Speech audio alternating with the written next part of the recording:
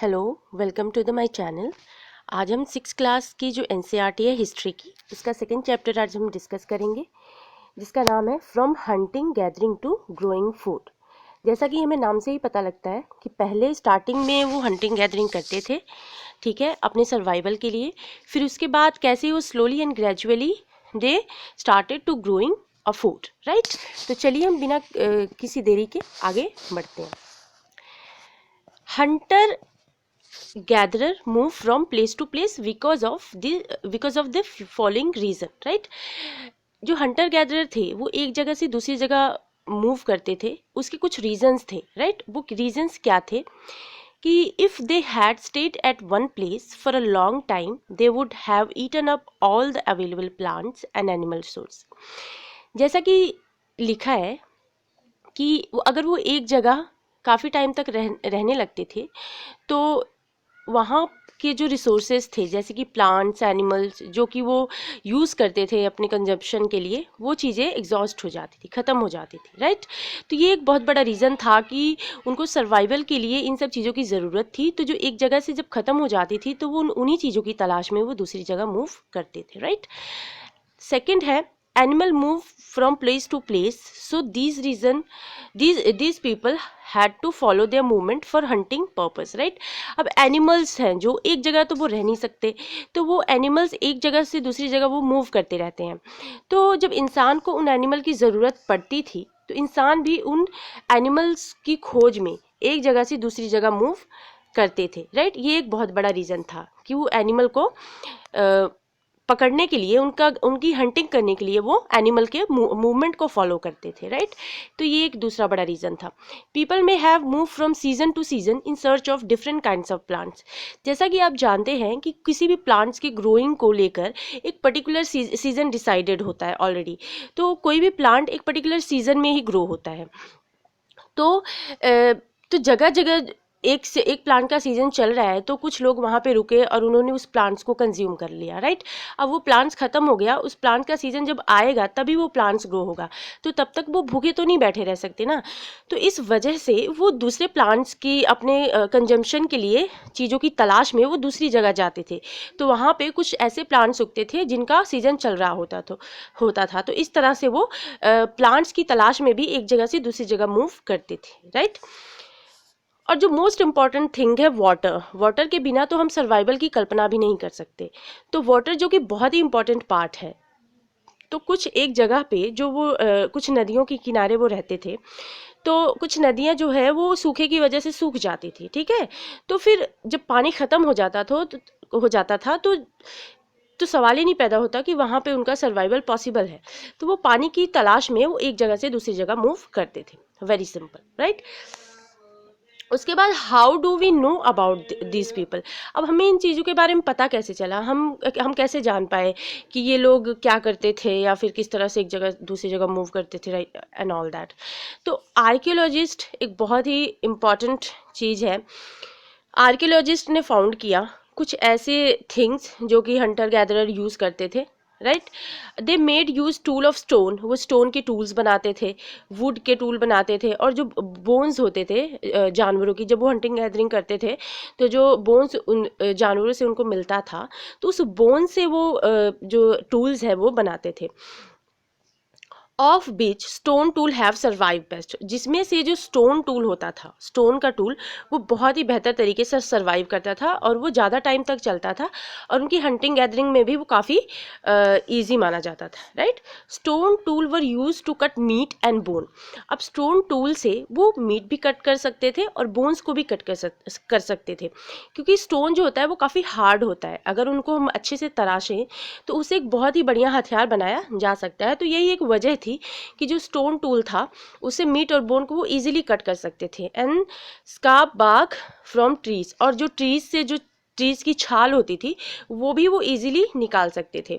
और एनिमल्स की स्किन जो कि वो पहनने के लिए यूज़ करते थे खुद को सर्दियों से बचाने के लिए, तो वो भी वो उस स्टोन के जो टूल्स थे उनकी मदद से वो इजीली निकाल सकते थे।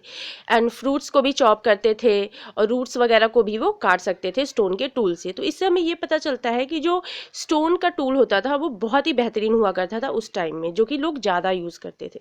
Other tool were use to chop wood, और जो बाकी टूल्स होते थे उनको लकड़ियों को काटने के लिए वो इस्तेमाल करते थे। Choosing a place to live in, अब वो कैसी जगहों को चूज करते थे रहने के लिए, ठीक है। People prefer to live in places having a following availability, कौन से लोग कौन सी जगहों को वो चूज करते थे रहने के लिए, और वहाँ पे ऐसी क्या खास बात हुआ करती थी। तो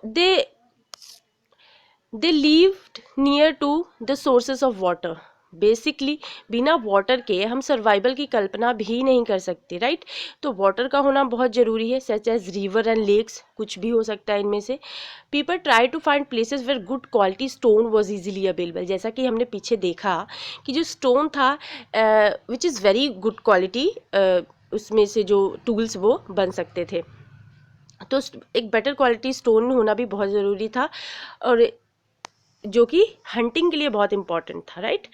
finding out about the fire, ठीक है, फायर की खोज भी हुई।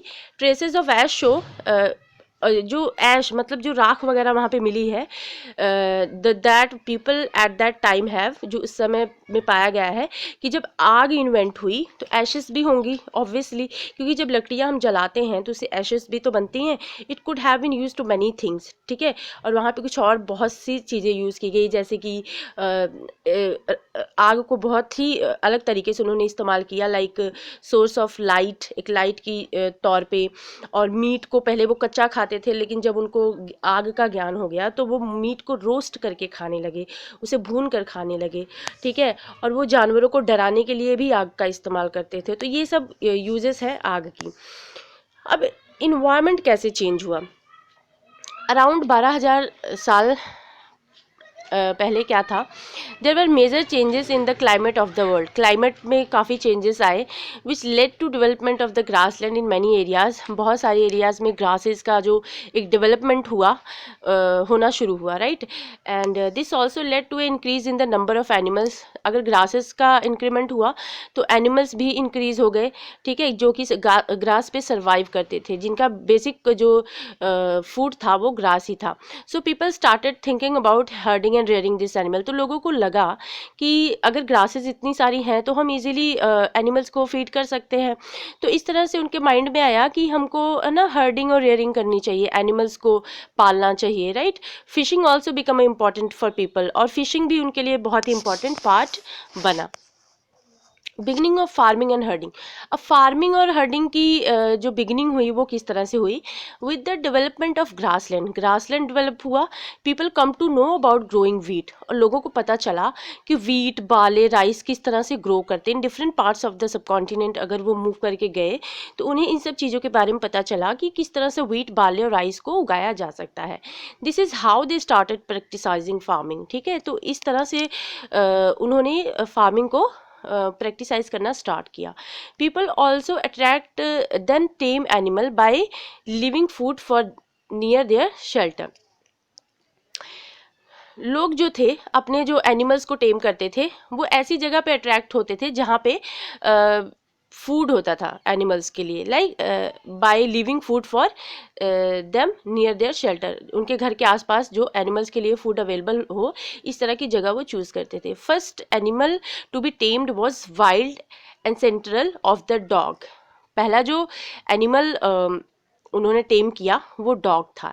Animals such as sheep, goat, cattle, also the pig lived in the herd, cattle, sheep, dog ये भी पाले जाते थे, और पिग भी वहाँ पे झुंड में रहते हुए मिले हैं। Most of them at grass, उनमें से ज़्यादातर ग्रास ही खाते थे।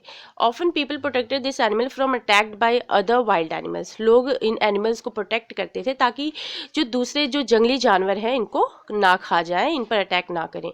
This is how they become a हर्डर, तो इस तरह से वो एक हर्डर बने, राइट, जो भेड़ बकरियों को पालते थे। तो इसके बाद न्यू वे ऑफ लाइफ, एक नई लाइफ उनकी जो कैसे स्टार्ट हुई वो देखते हैं। People had to stay in the same place for a long time looking after the plants. लोग एक जगह काफ़ी टाइम तक रहने लगे क्योंकि उनको प्लांट्स और प्लांट्स की देखभाल करनी होती थी, उनको वाटरिंग करना होता था, वीडिंग करनी होती थी, और जो एनिमल्स और बर्ड्स थे उनको भी देखभाल करनी थी। तो वो तब तक रुकते थे टिल द ग्रेन रिपेंट, जब तक कि जो ग्रेन है, जो फसल है, वो पक नहीं जाती थी। Then they started thinking to storing the grain for a food and seeds. तो उनके माइंड में ये आया कि फूड को स्टोर करके भी तो रखा जा सकता है, और इसका फूड जो हम स्टोर करके रखेंगे, इसका हम आगे सीड भी, एज अ सीड हम इसको यूज़ कर सकते हैं न्यू क्रॉप को उगाने के लिए। So they begin making large clay pots. तो इस तरह से उन्होंने एक क्ले पॉट्स बनाने का सोचा ताकि वो उस फूड्स को, उस ग्रेन्स को वहाँ पे स्टोर करके रख सके। और जैसे कि baskets and dug pits into the ground. तो ये सब चीज़ें जो थी वो ग्राउंड से डग करने पे मिली हैं, राइट। ग्राउंड में जो एक पिट होती थी वो भी वो डग करते थे ग्रेन्स को स्टोर करने के लिए। Storing animals. अब एनिमल्स को किस तरह से स्टोर करते थे? Animals that are reared can be used as a store of food. Animals जो कि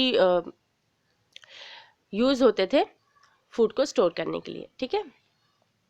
टुवर्ड ए सेटल लाइफ। अब सेटल लाइफ कैसे स्टार्ट हुई? Archaeologist have found traces of huts. Archaeologist को कुछ हर्ट्स के निशान मिले हैं, हाउसेज मिले हैं, and some sites which shows the people have stable life, जिससे पता चलता है कि लोगों की स्टेबल लाइफ ही थी। ऐसा नहीं है कि लोग हंटर गैदरर ही थे जो एक जगह से दूसरी जगह मूव करते थे, ऐसा भी था कि लोग एक जगह सेटल्ड हो चुके थे। And they have also found cooking hearths both inside and outside hearths. और उन्होंने कुकिंग की भी कुछ चीज़ें उनको मिली हैं जो कि हर्ट्स के आउटसाइड और इनसाइड में पाई गई हैं, जो कि सजेस्ट करती हैं depending on the weather people use to cook food either indoor और आउटडोर। जिससे कि ये भी पता चलता है कि वेदर पर डिपेंड करता था कि लोग अंदर कुकिंग करते हैं हट्स के या फिर बाहर कुकिंग करते हैं, राइट। तो इस तरह से पता चलता है। Stone tool have been found from many sites. Stone tool जो कि बहुत जगहों पे पाए गए हैं एंड बहुत साइट्स पे पाए गए हैं। Many of these are different from the earlier paleolithic. और कुछ जो अर्लियर पैलियोलिथिक से डिफरेंट थे, and that is why they are called neolithic, जिसकी वजह से उनको नियोलिथिक कहा गया है। This includes tool that were polished to given a fine cutting edge. ये ऐसे टूल मिले हैं जिसको पॉलिश्ड किया गया है और उसको एक फाइन कटिंग की गई है उसकी एज को, ताकि वो एकदम नुकीला दिखे और एक बहुत ही बेहतरीन तरीके से दिखे। जैसे कि उसको मोटाल और पेस्टल्स भी कहा जाता था। Mortar and pestles are used for grinding grain and even today. Mortar और पेस्टल्स को ग्रेन्स को ग्राइंड करने के लिए यूज़ किया जाता था, जो कि आज भी प्रेवलेंट है। अपार्ट फ्रॉम दिस टूल, इस टूल्स के अलावा some of the tools were also made of bone. कुछ बोन्स के बने टूल्स भी वहाँ पे पाए गए हैं, right. Many kinds of other pots have also been found. कुछ ऐसे पॉट्स भी मिले हैं वहाँ पे। There was use for decoration and for storing thing, जो कि डेकोरेशन और चीज़ों को स्टोर करने के लिए यूज़ किया जाता था। People also began weaving cloth. लोग क्लॉथ को बुनना भी शुरू कर चुके थे and using different kinds of material, और डिफरेंट काइंड्स ऑफ मटेरियल को भी यूज़ करते थे, जैसे कि for example cotton, right.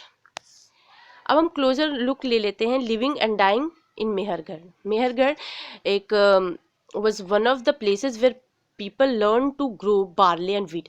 Mehrgarh एक ऐसा प्लेस है जहाँ पे लोगों ने बार्ले और वीट को उगाना सीखा, एंड शीप और गोट्स को रेयर किया गया for the first time in this area. और इस एरिया में फर्स्ट टाइम शीप और गोट को रेयर किया गया।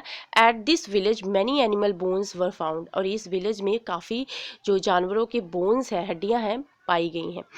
Other finds at Mehrgarh include remains of square और रेक्टेंगुलर हाउसेस।